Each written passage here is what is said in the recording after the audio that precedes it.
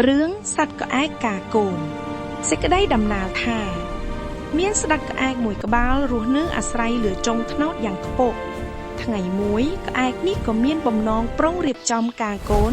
ឲ្យមានគូស្រករនឹងគេស្ដេចក្អែកក៏ចាត់ឲ្យពួកពលខ្លះហៅហើយភ្ញៀវសត្វទាំងអស់មកស៊ីការចាត់ពលខ្លះទៀតឲ្យហៅរកចំណីផ្លែឈើស្រីអង្ករត្រី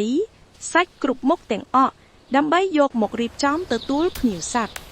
លុះដល់ថ្ងៃកំណត់រៀបចំផ្សំផ្គុំកូនប្រុសកូនស្រីទាំងពីរហើយពពួកសត្វទាំងអស់ដែលស្ដេចក្អែកបានអញ្ជើញបានមកជួបជុំយ៉ាងកក្រឹកកក្រែងស៊ីផឹកសប្បាយស្រែកហូរកញ្ជ្រៀវលាន់ត្រហឹងពេញព្រៃ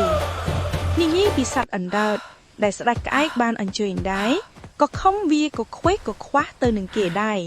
តែដោយហេតុជើងគួតខ្លីពេកក៏មកដល់ក្រោយគេលុះទៅដល់ដើមត្នោតដកកមើលទៅលើឃើញពពួកសត្វដតីគេស៊ីផាក់អ៊ូអយ៉ាងក្រៃលែងក៏នឹកឃ្លានស្រក់ទឹកមាត់មិនដឹងគិតធ្វើម្ដេចនឹងបានទៅលើចុងត្នោតបានពេលនោះស្រាប់តែមានពស់មួយលូនមកដល់អណ្ដើតក៏សួរទៅពស់ថា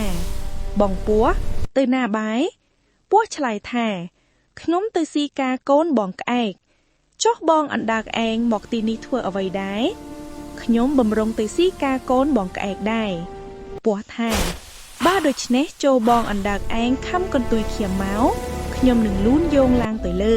តែសូមប្រយ័ត្នមាត់កបន្តិចអណ្ដើកត្រេកអរណាស់ក៏ខំកន្ទុយពស់ភ្លាមពួកក៏លូនឡើងទៅលើចុងត្នោត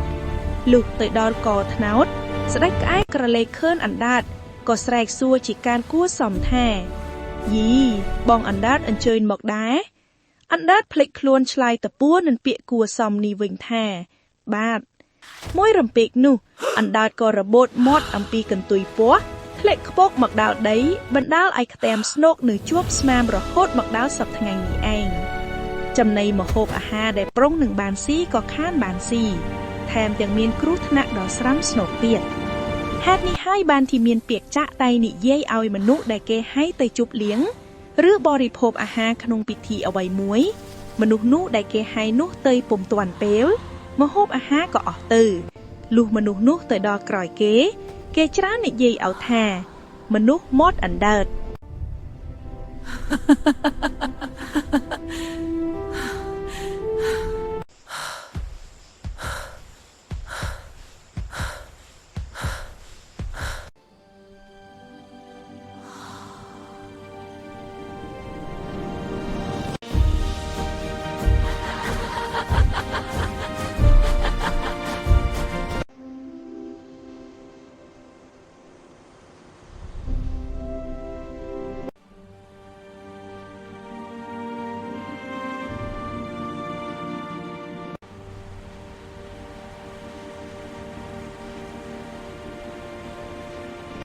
Do not be greedy and do not arrive too late.